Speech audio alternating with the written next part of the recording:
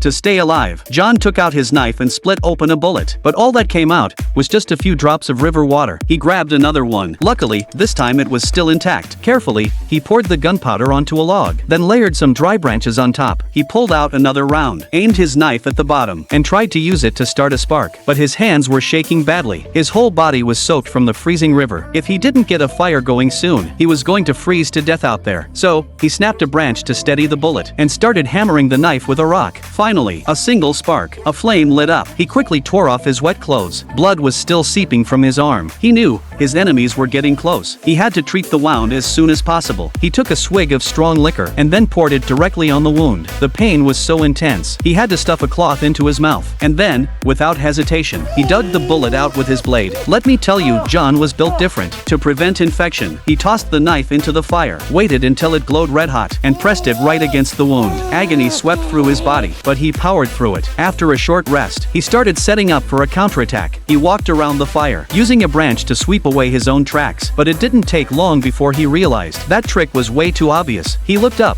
at a tall tree nearby. Meanwhile, his enemies had arrived. They split up to search the area. One of them walked right under John's tree, but never stepped close enough to trigger the trap. Until a drop of blood from John's wound hit the snow. The enemy looked up.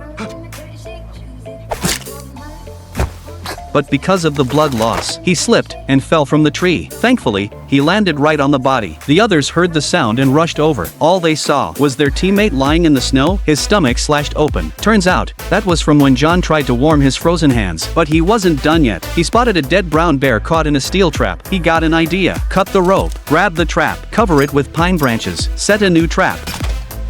Enemy approaching again. One of them stepped right on it. The trap snapped shut and dropped him instantly.